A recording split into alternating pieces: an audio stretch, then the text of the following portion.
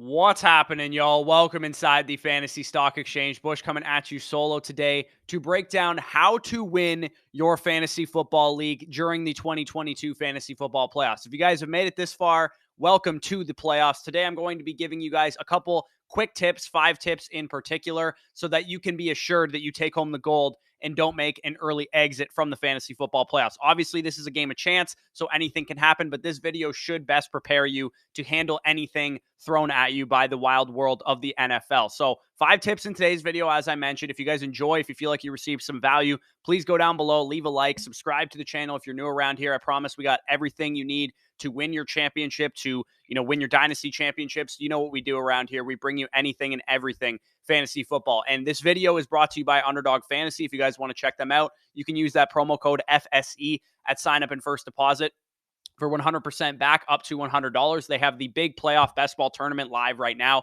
The gauntlet, basically, where you're predicting the playoff bracket, predicting who's the Super Bowl by drafting a best ball team. So if you think, the Bengals and the Eagles will be in the Super Bowl, you want to load up on those Bengals and Eagles players, then you could be rewarded big time. $100,000 to first place is the first prize. So like I said, if you want to check that out, promo code FSE at first deposit. But with that being said, let's get right into it.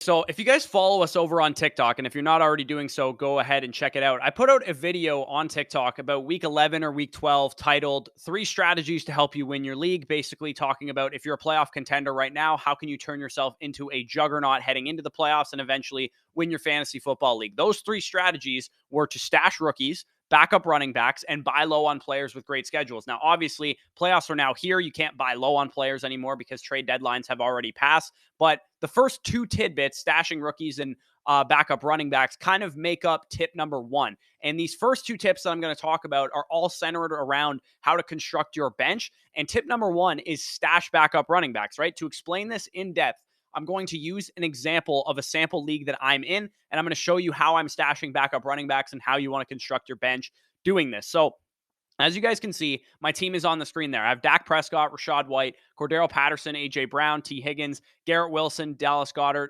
Chris Godwin, and Tyler Lockett in my starting lineup. This is my team in our listener redraft league. I finished in 5th place, so this advice is especially applicable to those of you guys who are not a juggernaut team, superpower team. You guys might be in like 3rd to 5th place or 6th place, and you're not the favorite to win your league, because this can help you gain a leg up on some of the more powerful teams in your league. So what you're going to want to do is assess your team right now. So what I'm going to do is assess my team, and you guys should be doing exactly like pull out your phone and look at your team while I'm doing this. So you can write down some notes if you feel like you want to do that. But basically, assessing my team, I've built out a strong wide receiver core. It's the first thing that stands out. I have A.J. Brown, Higgins, Garrett Wilson, Chris Godwin, Tyler Lockett. All 5 of those guys are top 20 receivers for me rest of season. So those guys will pretty much never be out of my lineup. This is a full PPR league. It's very valuable to have receivers like that. So once I get to my bench, I only have 1 guy in reserve that I would probably throw into my lineup if my receivers started to deal with injuries. I have a solid every week starting quarterback with Dak Prescott, who has a pretty good playoff schedule to boot.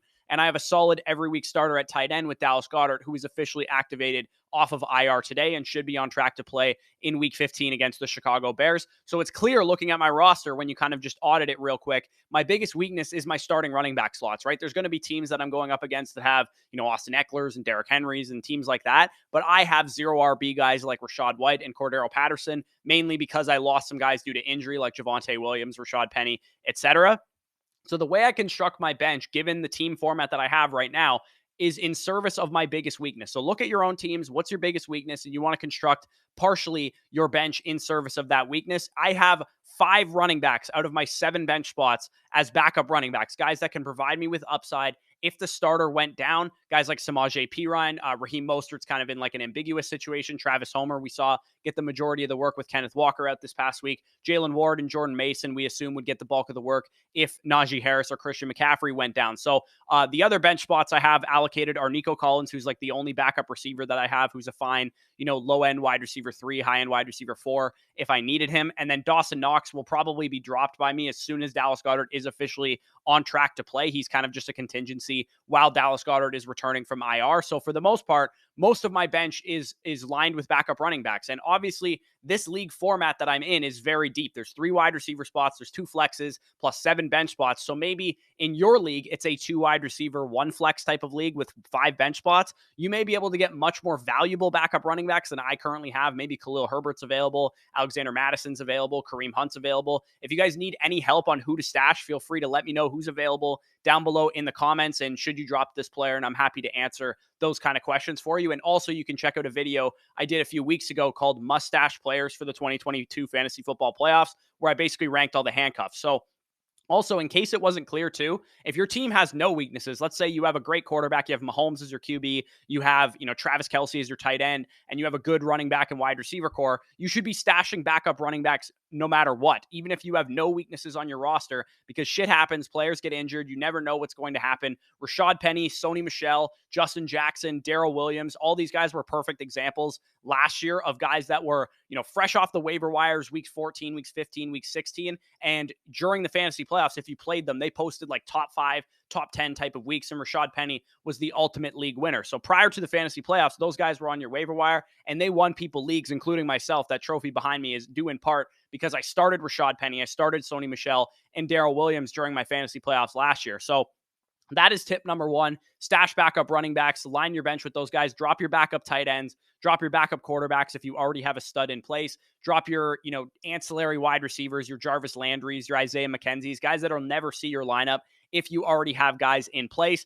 Tip number 2 is plan ahead for your streamer. So this is kind of the opposite side of the coin. Let's say you don't have a Dak Prescott, you don't have a Patrick Mahomes, you don't have a Dallas Goedert or a Travis Kelce or Mark Andrews. So you're in a situation where you have to stream those positions. Maybe you play in a league where there's still defenses and kickers as well. Those would qualify as streamers as well. Ideally, you don't want to burn a bunch of bench spots on these positions, but let's say you have a very good roster, but just not a great quarterback, or a very good roster, but you're streaming defenses, or a very good roster, but you're streaming tight end, or whatever the case is. In those instances, you want to allocate one bench spot to be able to stream matchups during the fantasy football playoffs. So I'm going to use another team in my league to illustrate my point. This is actually the person I am playing this week. It is actually the Seed Bros. They're co-owning a team in this listener Patreon league that I have here. You guys can see the team on the screen there. Kirk Cousins and Derek Carr are his main quarterbacks that are healthy right now. For the purposes of this video, let's just pretend he doesn't have Lamar Jackson, and Kirk Cousins and Derek Carr are the only quarterbacks that he has. If those were our sample quarterbacks, we want to look ahead on the schedule to see what Kirk Cousins is dealing with during the fantasy football playoffs, see how his playoff schedule is, and do the same thing for Derek Carr. So we see that Kirk Cousins has 2 fine matchups versus the 19th ranked Indianapolis Colts in adjusted fantasy points allowed to the quarterback position, and the 21st ranked New York Giants in adjusted fantasy points allowed to the quarterback position. So those are 2 fine matchups, but the problem is he has a tougher Green Bay defense. They're top 10 in adjusted fantasy points allowed to the quarterback position. It's not a backbreaker, but worth exploring to see if we have better options to stream during that week 17 matchup, because Kirk Cousins might have a down week that week.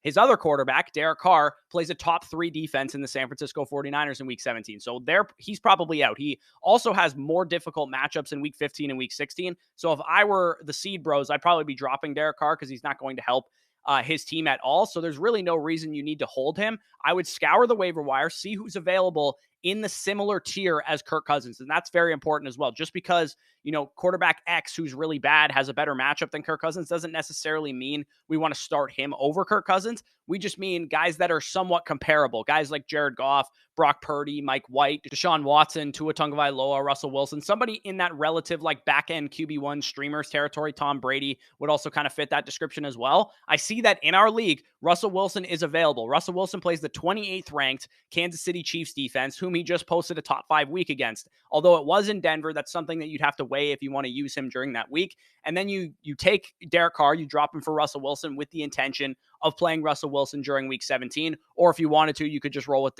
Kirk Cousins and drop all of your extra quarterbacks. And you can do the same thing with tight ends. You can do the same thing with defenses and with kickers as well. And that's basically how you want to handle these streaming positions heading into the fantasy football playoffs. Ideally, you guys have elite quarterbacks, you have elite tight ends, and you don't have to worry about this. Ergo, you can stash more backup running backs. Maybe an upside receiver like a Jameson Williams is available. You can stash somebody like that, or an Elijah Moore if he's available. But for the most part, you want to be stashing backup running backs. and stashing and planning ahead for your streaming position. So those first two tips were very practical things that you could do. You could proactively go out into your league and stash some streamers or stash some backup running backs. These next three tips that I'm going to give you will be more so philosophical things that should help you nonetheless, but are not necessarily things that you can put into practice, just something that you should be aware of heading into your fantasy football playoffs. So tip number 3 is be well informed for your start sit decisions. Now, you guys got to understand, I'm a content creator, so I'm invested in this all the time, but I do get bombarded with questions. And if there's certain context required for your start sit decisions, things like, maybe you're a big time underdog this week, or you have some certain scoring formats that might be unorthodox that I might not think of, other rules that I might not factor into my decision at face value when you just ask me, should I start this player over this player? The best thing that you can do to minimize the risk of me telling you to start the wrong person is to make those decisions for yourself. Do your own research, and we at the Fantasy Stock Exchange will help provide you with the tools for you to be able to make those decisions. You guys will know, in our rankings videos, we talk about the spreads of the games, wide receiver cornerback matchups, who's getting shadow covered, where the sharps are betting, usage for running backs, all that kind of stuff will be covered by us throughout the week. But it is ultimately up to you. You want to live and die by your own start sit decisions during this crucial time of the year, because number one, then you can't point fingers at me telling you that you started the wrong person. And number two, you'll also be able to, sleep well at night knowing that you made the decision. It wasn't anybody else's decision to have you, bounce from the first round of the playoffs or the second round of the playoffs. So I will definitely answer as many start sit questions as I get, but I'm telling you guys, if you guys got a couple that are really taxing, roll up your sleeves, get into the trenches, and have the best conviction that you're going to have all year by setting your own lineups during the fantasy football playoffs. Tip number 4 is don't galaxy brain your start sits either. And AKA, this means kind of start your studs and don't overthink things. So this is kind of the opposite side of the coin. You don't want to overthink start sit decisions to the point where you're playing a suboptimal play over a stud. In tip number 2, you want to look ahead and see your playoff schedule. Let's say you have Joe Burrow, for example. You see that he plays a top 10 Patriots defense in week 16, but that doesn't mean you want to go to the waiver wire, grab Mike White, who has a better matchup against Jacksonville, and sit Joe Burrow, who what I would consider a stud quarterback. You want to start your studs if you got them. If you have a pivot within the same tier, by all means, start the guy with the better matchup, but you don't want to completely galaxy brain these decisions and end up looking back and seeing, oh man, I can't believe I sat Joe Burrow. He dropped 40 points because he's a stud quarterback and matchups aren't that important for him. It feels good when a galaxy brain decision works out, but it feels that much worse when a galaxy decision does not work out and you put a stud on your bench in favor of a guy who was a suboptimal play and he leaves a dud in your lineup. So tip number 5, and then we're going to close this video out, and this is the final one of the video, and it's kind of like a two-parter. There are 2 tiebreakers that you want to be using during the fantasy football playoffs for start-sit decisions, and they're magnified this time of year because it's all that more important. The first one is prioritize teams and players with something to play for, and this basically means in terms of the actual NFL, these guys don't care about our fantasy teams. They care about making the playoffs or whatever the case is, securing a bye, getting into the playoffs, winning their division, whatever the case is. Let's say you're deciding between Nico Collins, who plays for the Houston Texans, who are currently in line to have the first overall pick, and DJ Chark, who plays for the Detroit Lions, who are currently fighting for a playoff spot right now. As both guys that are in the same tier, they're wide receiver 3-4 types, with not much distinction. Let's say this decision is occurring in week 17 when they have both good matchups. Go with the guy that has something to play for. Maybe the Detroit Lions need to win to get into the playoffs, and the Houston Texans they folded their season. It really doesn't matter to them. Use that as a tiebreaker to go with the guy like DJ Chark, who has something to play for, and same goes for decisions of higher profile caliber players as well. And then the other tiebreaker, the second part of this tip, is pay attention to practice reports. Really, really pay attention to practice reports this time of year. Let's say you're deciding between T. Higgins and Jalen Waddle. Maybe it's a shallow league format. I'm not here to judge if that's the type of decisions you guys have to make. T. Higgins doesn't practice Wednesday, and then he is limited Thursday, and then he's limited Friday. But Jalen Waddle is a full practice all week. Go with Jalen Waddle, even if the matchup might be a little bit more in favor of T. Higgins, because injury risk this time of year is definitely something that you want to minimize. You're never going to get rid of it completely because anything can happen in the game of football. You want to limit the possibility of a donut in your lineup or, a very low scoring game because, T. Higgins was on a pitch count or whatever in your lineup.